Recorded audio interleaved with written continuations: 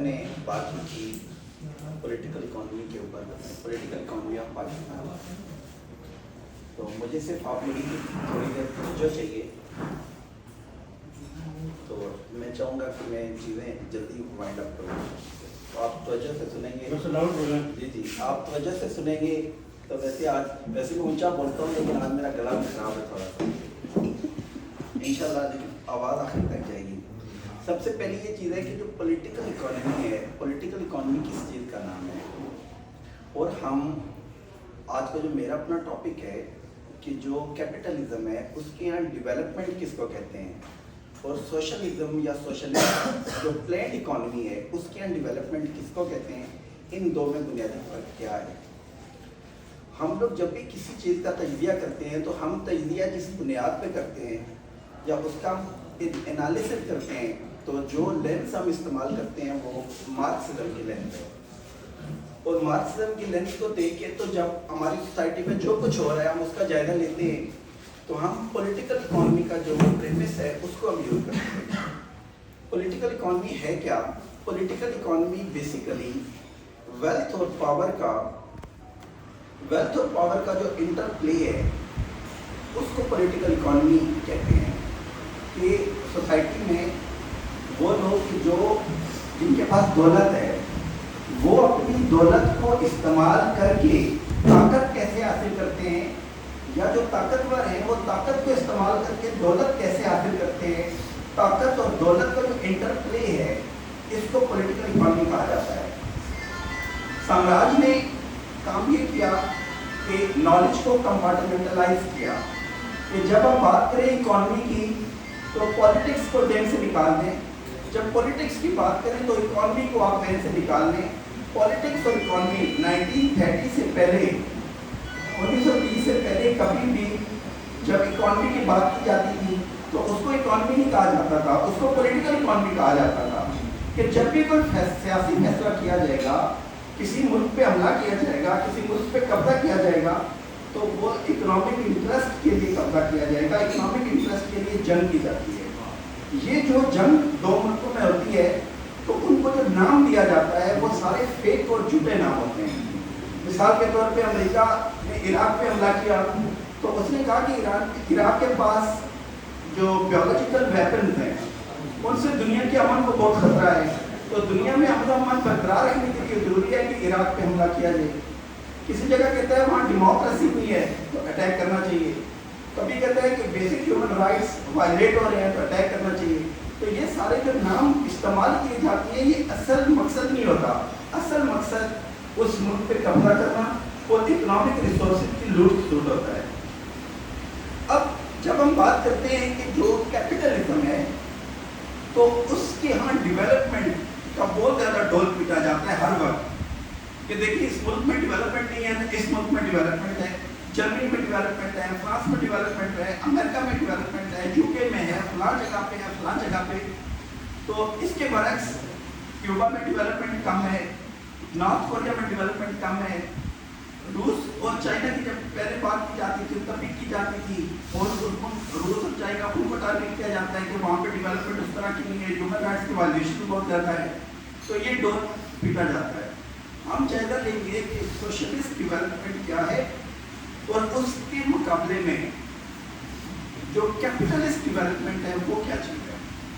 آپ نے دیکھا ہوگا کہ جب انگریز یہاں پہ آیا تو انگریز نے یہاں پہ ریل کا نیٹ ورک قائم کیا، ریل کی پٹری پورے ملک میں پورے ہندوستان میں بچھائی. اس کو دیکھنے کا ایک ہم لوگوں کا ذہن ہے اور ایک ہمارا ذہن ہے.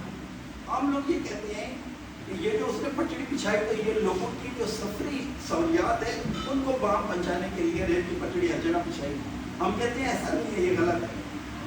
جو بھی ریل کی پٹڑی جس علاقے سے آتی ہے اس کا رخ کراچی کی طرف ہے کہ جتنے بھی را مٹیریل ہے، اکنامک ریسورسز ہیں، وہ ریل کے ذریعے سے لوٹ کے یہاں پہ لائی جائے اور یہاں سے ہندوستان را مٹیریل چلا جائے اور وہاں کی جو فیکٹریز ہیں ان کا پیٹ بھرا جائے اور ان کو جو ریسورسز ہیں ان کو فنشڈ گڈس میں تبدیل کر کے دوبارہ سے جو یہ ممالک ہیں ان کو 100 گنا زیادہ قیمت پہ بیچا جائے. یہ اس کا پرپز تھا.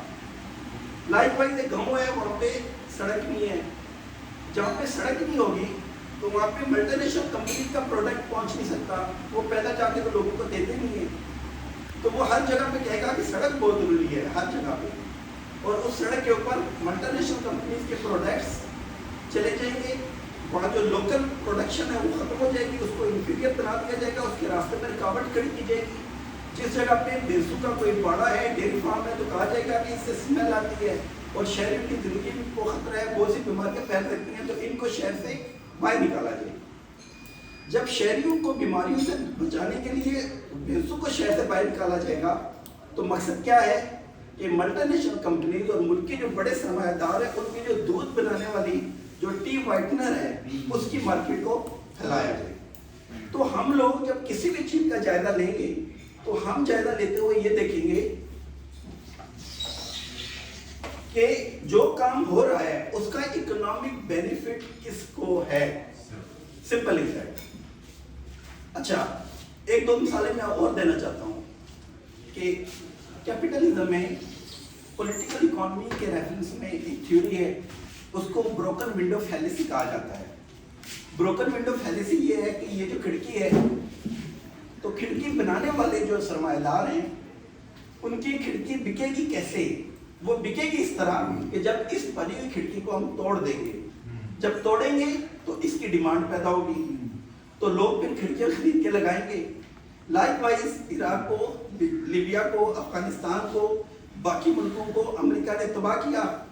یوکرین کی حالیہ مثال ہے کہ اس کو امریکہ نے تباہ کروایا۔ کیوں؟ کہ جب یہ تباہ ہو جائے گا، ڈسٹرکشن ہو جائے گی، تو ریکنسٹرکشن کے لیے ان کو قرضہ بھی چاہیے ہوگا، اور پھر ہماری جو بہت بڑی بڑی کمپنیز ہیں وہ جا کے ریکنسٹرکشن کے ٹھیکے لیں گی۔ یہ پولیٹیکل اکانومی کا لینس ہے جس سے ہم چیزوں کو دیکھتے ہیں۔ اب یہاں پاکستان میں ہمارے دوست جو ہیں وہ مختلف چیزوں پہ ڈیبیٹ ڈسکشن کرتے ہیں، تو مختلف چیزوں پہ سویپنگ سٹیٹمنٹ دیتے ہیں۔ سویپنگ سٹیٹمنٹ میرا یہ خیال ہے بیسک ٹیچر کی کہ سویپنگ سٹیٹمنٹ کس چیز پہ دینے سے اجتناب کرنا چاہیے۔ ہر چیز کے اندر ایک فیکٹر نہیں ہوتا بلکہ ہزاروں فیکٹرز ہوتے ہیں جو اس میں کار فرمائی ہوتی ہے۔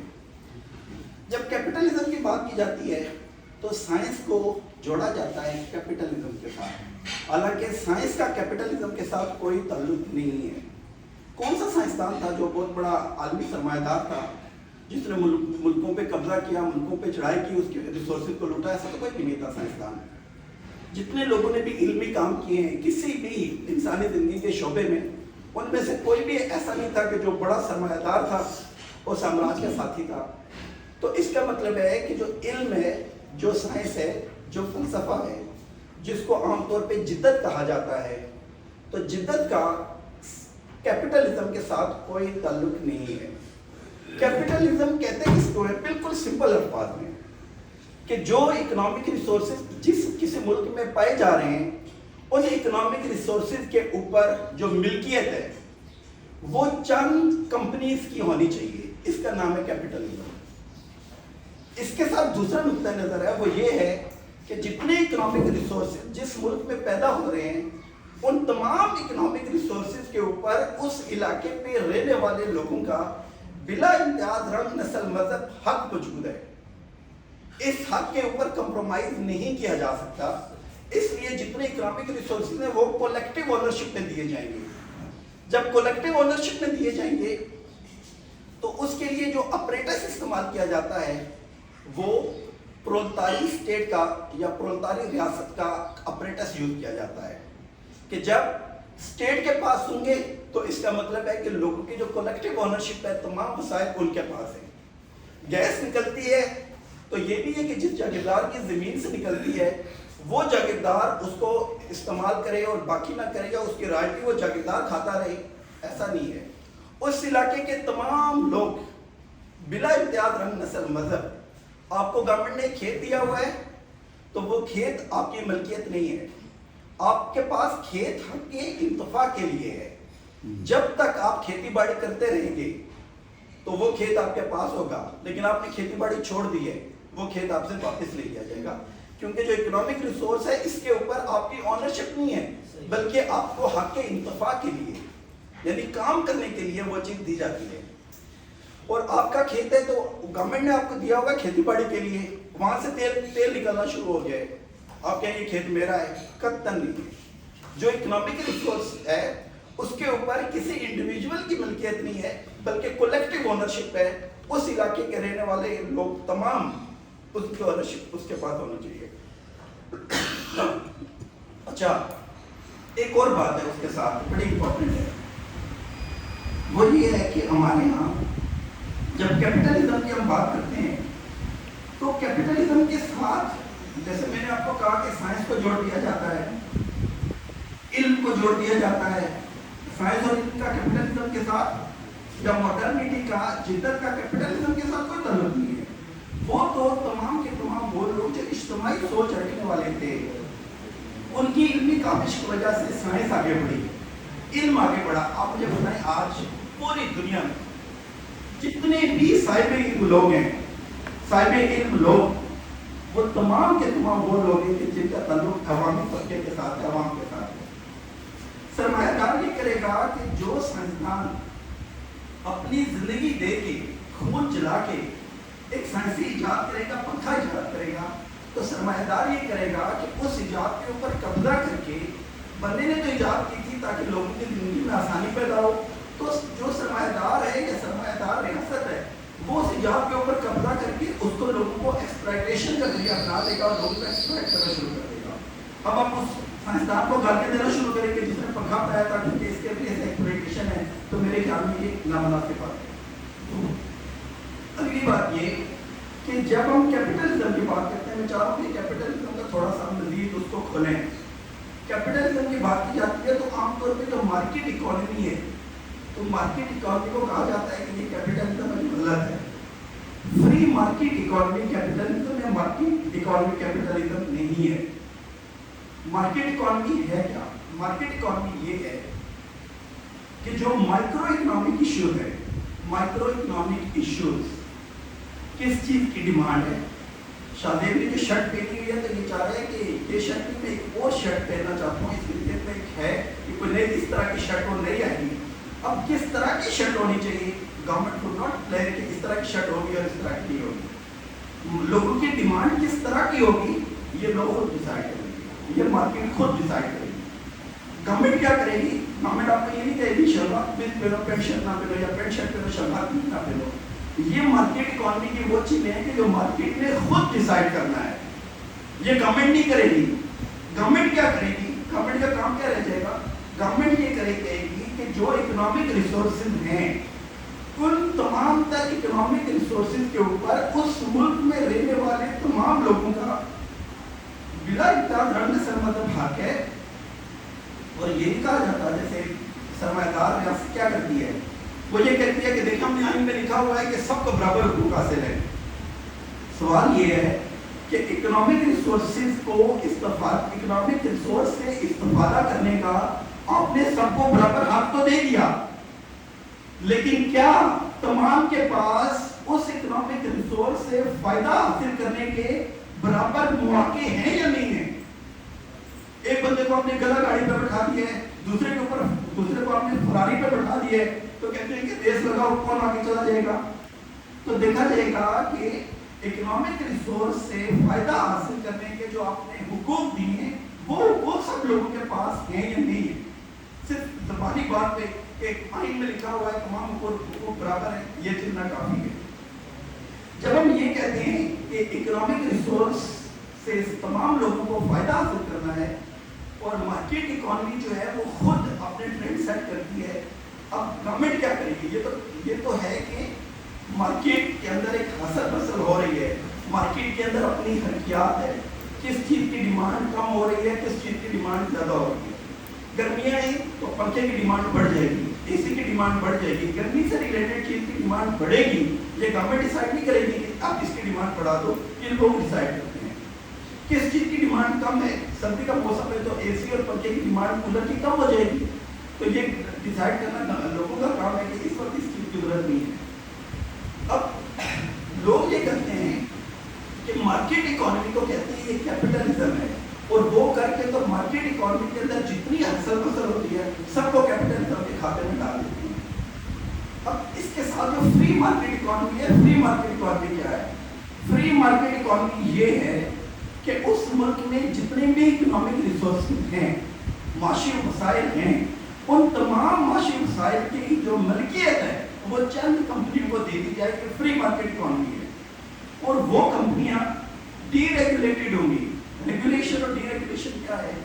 ریگولیشن یہ ہے کہ آپ نے کمپنی بنائی، وہ کمپنی بزنس کرنا چاہتی ہے، تو گورنمنٹ کا اس کے اوپر کوئی کنٹرول، کوئی کنڈیشن کچھ بھی نہیں ہے، وہ جو مرضی بنانا چاہے بنائے، جتنا بنانا چاہتی ہے بنائے، ایک دن چھوڑ کے دوسرا بنانا چاہتی ہے تو بنائے، چیز کو بنا کے اسٹاک کرنا چاہتی ہے، ڈمپنگ کرنا چاہتی ہے، ذخیرہ گردی کرنا چاہتی ہے، اس وقت بیچنا چاہتی ہے یا نہیں بیچنا چاہتی۔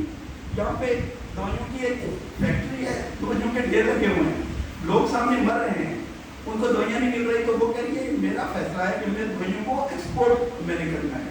جیسے یہ گندم کی ایکسپورٹ جو امپورٹ کی بات تھی، اور اسی طرح سے چینی کی ایکسپورٹ کی بات کی جا رہی ہے۔ یہ کیا ہے کہ جو انٹرپرائز ہیں، کمپنیز ہیں، وہ گورنمنٹ کے اوپر حاوی ہیں۔ اب جو پلین اکانومی ہے وہ کیا ہے کہ گورنمنٹ تمام تر کمپنیز اور تمام بزنسز کے اوپر حاوی ہے۔ Market economy under socialist control, یہ پلین اکانومی ہے اور اس کو سوشل کہا جاتا ہے۔ سوشلزم اس چیز کا نام نہیں ہے کہ مائکرو اکنامک انڈیکیٹرز کو بھی گورنمنٹ مینیج کرے گی، بالکل نہیں مینیج کرے گی۔ اور یو ایس ایس آر کا تجربہ ہمیں بتاتا ہے 1917 سے لے کے 1921 تک 4 سال جب انقلاب آیا تو انہوں نے یہ کہا کہ سول وار کرنا پڑا، سول وار سے بھی گزرنا پڑا، تو انہوں نے یہ کہا کہ پلین اکانومی ساری چیزیں ہم پلین کریں گے، اور لینن اس نتیجے پہ پہنچا کہ ہمیں اس نقطۂ نظر کے اندر ریفارم لانے کی ضرورت ہے۔ اور 1921 میں نیو اکنامک پالیسی آ گئی۔ نیو اکنامک پالیسی کیا ہے؟ اسٹیٹ کیپٹلزم ہے، اس کا جو نام تھا وہ تھا اسٹیٹ کیپٹلزم۔ اسٹیٹ کیپٹلزم کا یہ مطلب ہے کہ جو مائکرو اکنامک انڈیکیٹرز ہیں کہ کس طرح کی چیز لوگ چاہ رہے ہیں، کس طرح کا فیشن استعمال اختیار کرنا چاہتے ہیں، کس طرح کا الفاظ پہننا چاہ رہے ہیں، کہاں رہنا چاہ رہے ہیں، کہاں نہیں رہنا چاہیے، یہ لوگ خود ڈیسائیڈ کریں گے، گورنمنٹ انٹروین نہیں کرے گی۔ گورنمنٹ انٹروین ایک چیز پہ کرے گی، وہ یہ ہے کہ جتنے بھی بزنسز ہیں وہ سب ریگولیٹڈ ہوں گے، ڈی ریگولیٹڈ نہیں ہوں گے بلکہ تمام کے تمام بزنسز ریگولیٹڈ ہوں گے۔ اور جب لینن نے 1921 میں نیو اکنامک پالیسی کو امپلیمنٹ کیا، اس کا نتیجہ کیا نکلا کہ مارکیٹ کے اندر جو بزنس ہے وہ انحصار ہونا شروع ہو گیا۔ چائنا میں بھی یہ ہوا کہ ڈینگ نے جب چائنیز ماڈل میں ریفارم لا کے مارکیٹ کو کھول دیا۔ جب مارکیٹ کو کھولا تو انہوں نے کیا نام رکھا اس کا؟ Socialist market economy.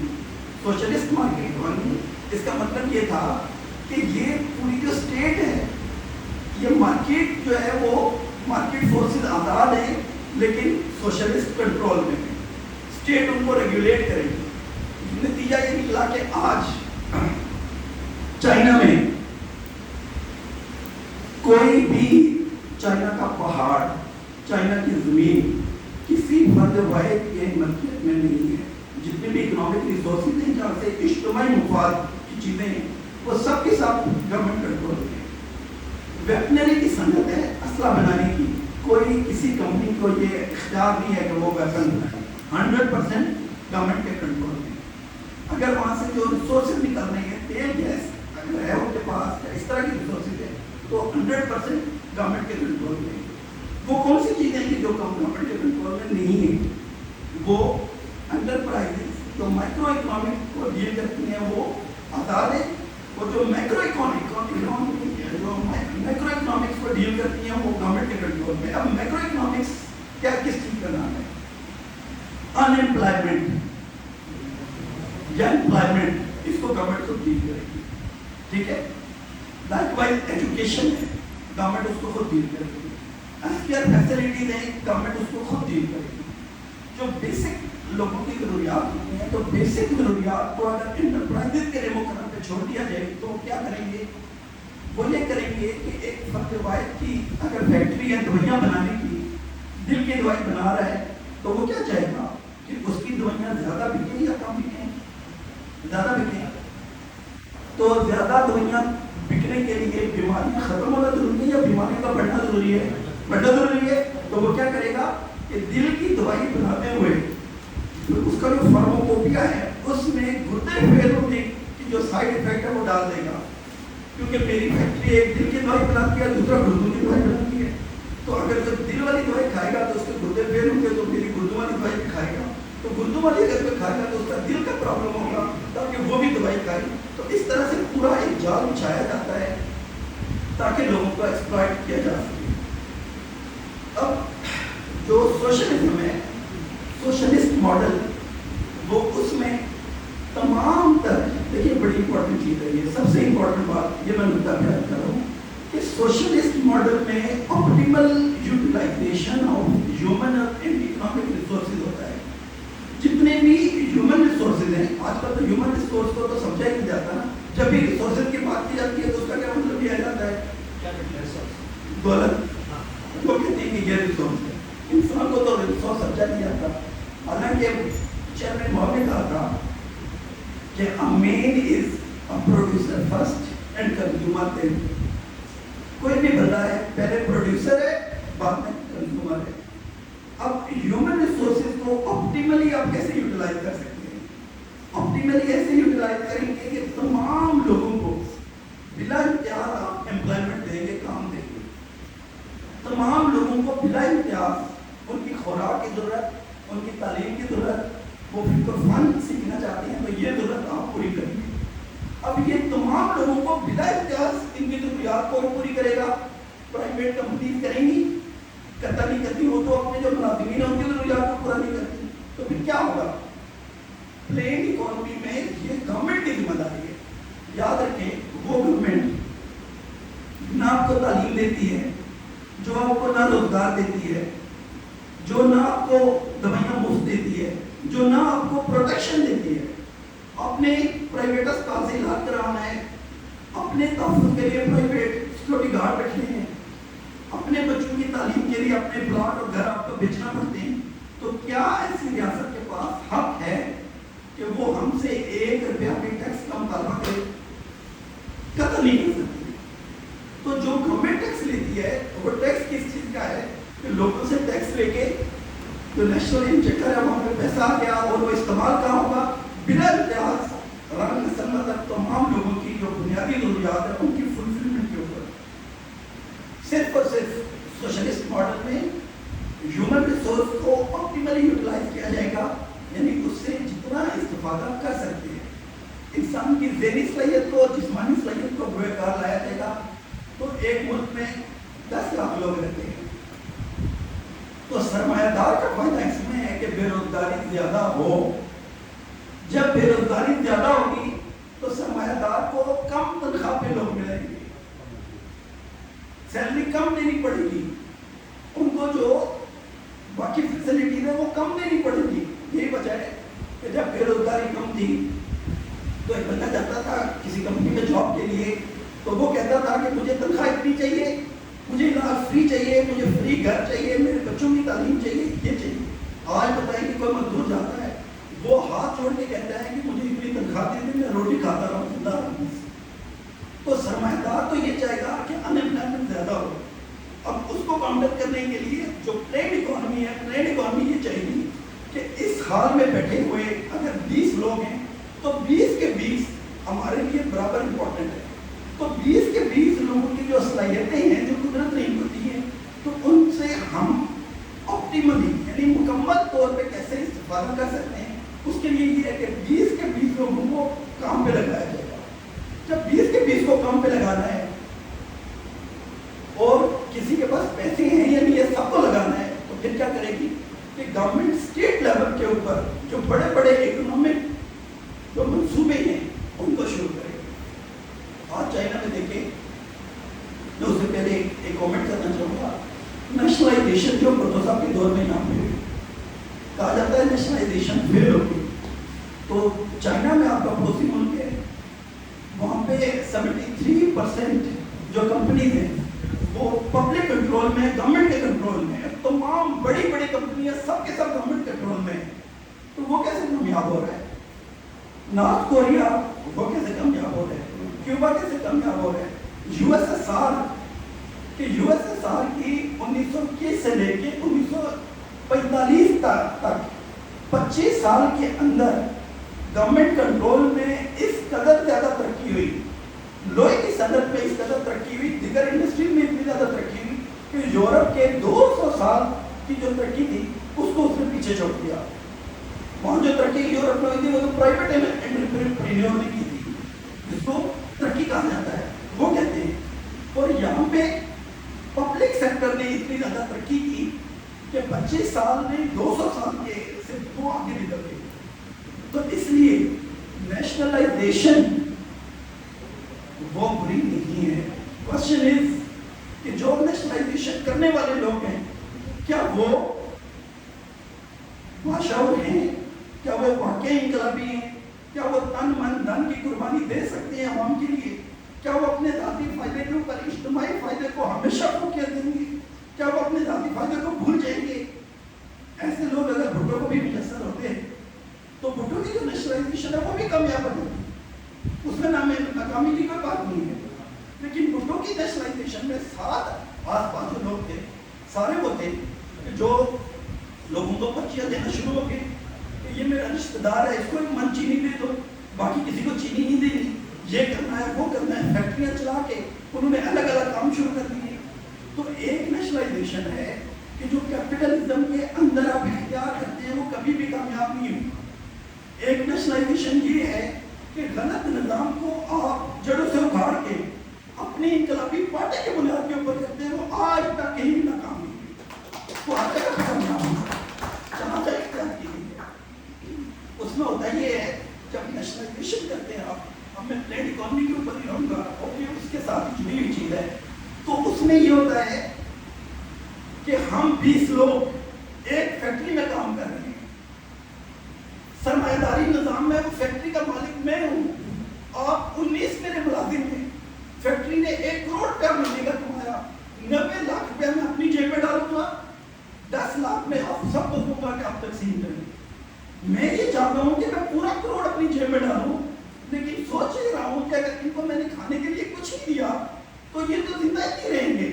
اور جو سرمایہ دار ہے اس کو آپ کے زندہ رہنے سے بھی کوئی دلچسپی نہیں ہے، لیکن اگر زندہ نہیں رہیں گے تو اس کے لیے کام کون کرے گا؟ تو جب وہ کہتا ہے کہ جب یہ نہیں رہیں گی کسان اور مزدور مر جائیں گے تو میرے لیے کام کوئی نہیں کرے گا. وہ کہتے ہیں نا ان کا زندہ رہنا بہت ضروری ہے. وہ صرف زندہ رکھنے کے لیے کہے گا کہ میں فیکٹری کا مالک ہوں. دوسری طرف وہی فیکٹری ہے، ایگزیکٹ وہی فیکٹری ہے، وہ پلینڈ اکانومی میں چلی گئی ہے. 20 کے 20 لوگ ہم کام کر رہے ہیں، ہم آپس میں ڈیسائیڈ کرتے ہیں کہ مارکیٹنگ کے کون لوگ ہیں.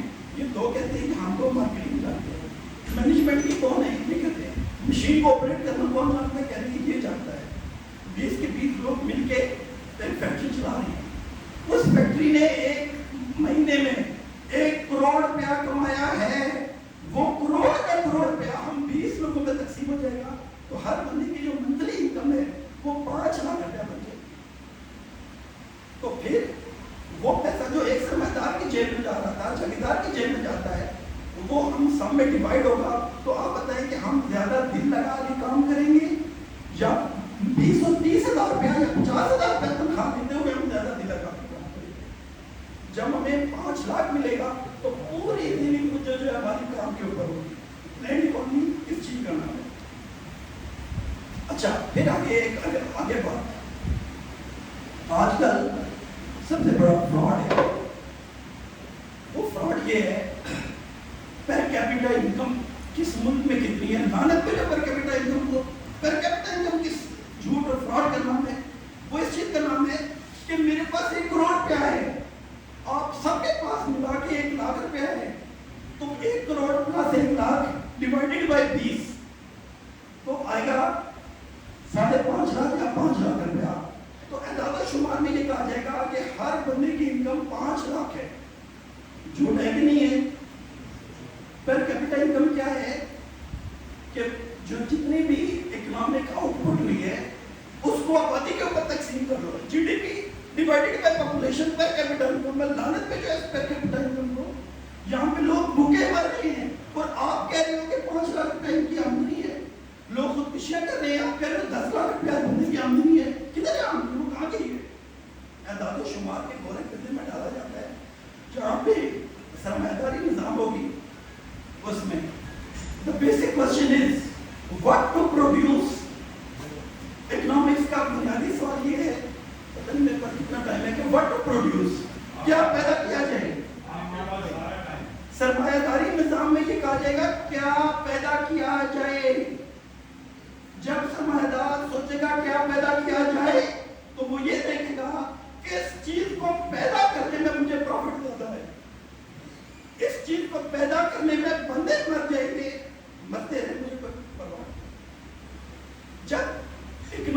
ریسورسز سب کے لیے ہیں, ان کے اوپر ملکیت کس کی ہونی چاہیے؟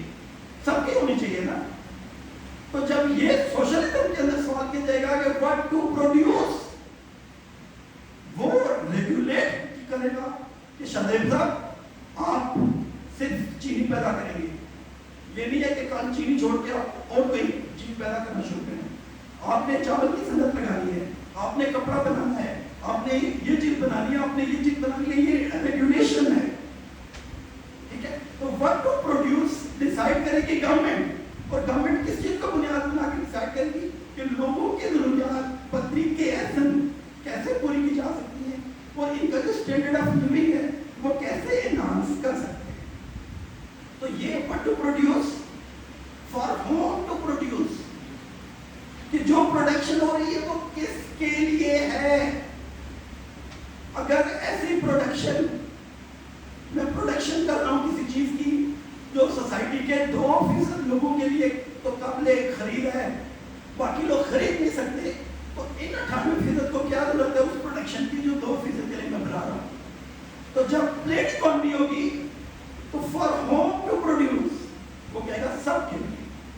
کون سی چیز ہے کہ جو سب کے لیے میں بنا سکتا ہوں, تو یہ پلیٹ اکانومی ہے.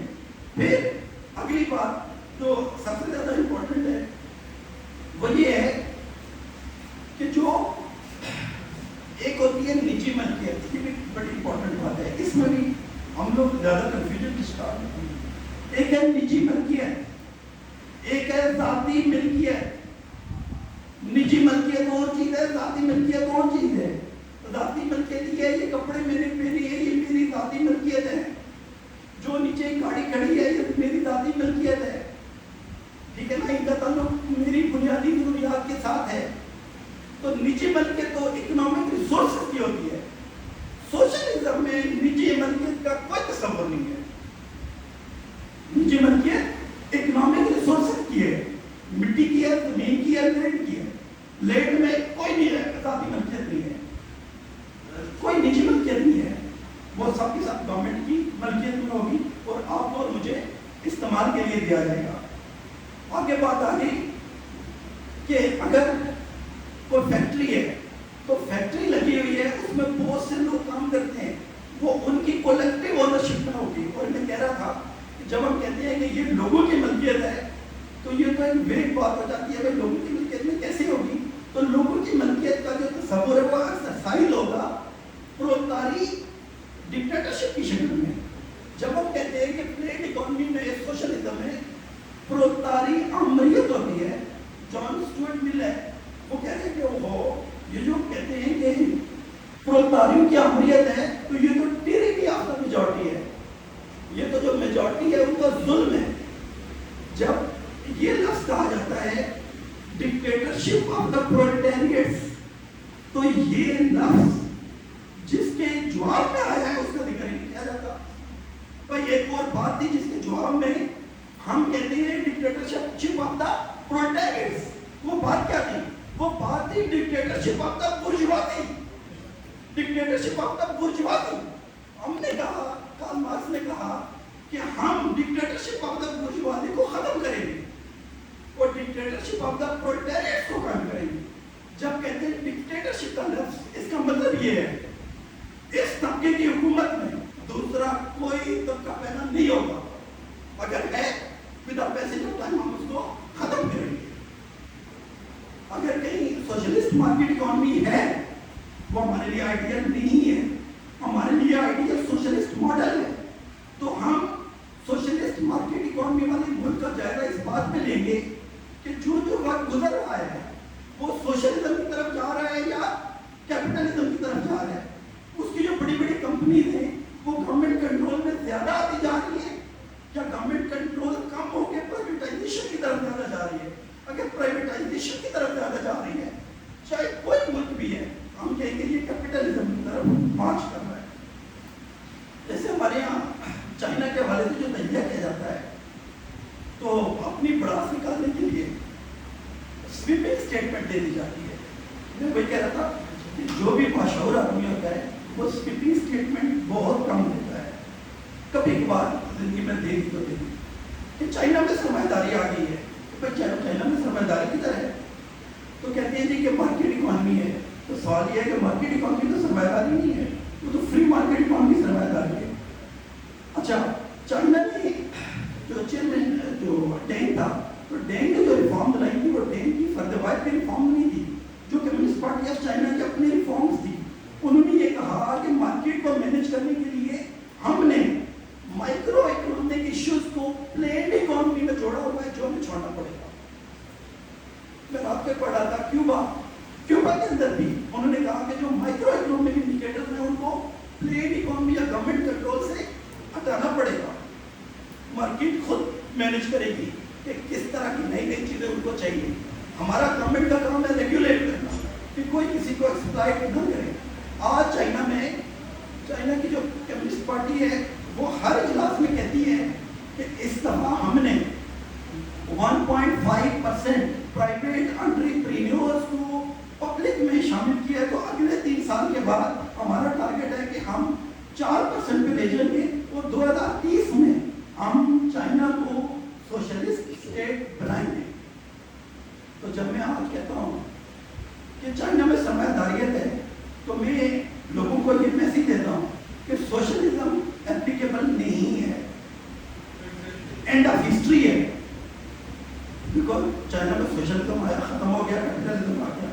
میں پھر کہہ رہا ہوں کہ مارکیٹ اکانومی اور فری مارکیٹ اکانومی کا جو فرق ہے وہ ہمیں ذہن میں رکھنا پڑے گا. آخری 2 باتیں رہ گئی, وہ یہ ہے کہ جو بات میں نے پہلے کی ہے کہ جب بھی پلیٹ اکانومی کے اندر یہ ڈیسائیڈ کیا جائے گا کہ کیا بنانا ہے, تو یوزیج ویلیو کی بنیاد پر ڈیسائیڈ کیا جائے گا. یوزیج ویلیو سب سے پہلے لوگوں کی بنیادی ضروریات کو پورا کیا جائے گا. جب بنیادی ضروریات لوگوں کی پوری نہیں ہوئی تو سہولیات کی طرف نہیں آیا جائے گا. میں گورنمنٹ میں ہوں, میرے پاس 1 کروڑ روپے کا فنڈ ہے جو میں نے لگانا ہے. ایک جگہ پہ لوگوں کے پاس روٹی نہیں ہے, دوسری جگہ پہ روٹی ہے ان کے پاس, لیکن کہیں پارک کو کہہ رہے ہیں پارک ہونا چاہیے جہاں ہم جا کے واک کریں. تو مجھے کیا ڈیسائیڈ کرنا پڑے گا, پارک بنا دوں یا روٹی دوں؟ روٹی دوں. تو سوشلزم میں پہلا مرحلہ ہے لوگوں کی بنیادی ضروریات پوری کی جائیں گی. جب تک پورے ملک کے تمام لوگوں کی بنیادی ضروریات پوری نہ ہوں ہم سہولیات کی طرف نہیں جانے دیں گے سوسائٹی کو. جب سب کی بنیادی ضرورت پوری ہو جائے گی, اسی لیے تو مارکس نے کہا کہ دنیا بھر کے محنت کش ہو جاؤ, کہ محنت کش ملک کے اس کونے میں ہے یا دوسرے میں ہے, وہ سب کے ساتھ ایک ہے. ان کی ویلفیئر کا برابری کی بنیاد پر سوچا جائے گا. یہ بھی دیکھا جائے گا کہ یہ ان کی قوم کون سی ہے, نسل کون سی ہے, مذہب کون سا ہے. جب بنیادی ضروریات پوری ہو گئی, پوری سوسائٹی کو سہولیات کی طرف لے کے جائیں گے. جب سب کو سہولیات مل گئی تو پھر ہم سوسائٹی کو تحسینات کی طرف لے کے جائیں گے. یہ نہیں ہے کہ سوسائٹی کسی جگہ پہ پلینڈ اکانومی میں اسٹیگنیشن کا شکار ہو جائے گی. اچھا, آگے یہ ہے کہ کیپٹلزم کا ایک بہت بڑا مسئلہ ہے جسے کہتے ہیں اوور پروڈکشن, انڈر پروڈکشن. 2 بڑے مسئلے ہیں, انڈر پروڈکشن اور اوور پروڈکشن. انڈر پروڈکشن بھی پلیٹ اکانومی یا گورنمنٹ کا کنٹرول نہ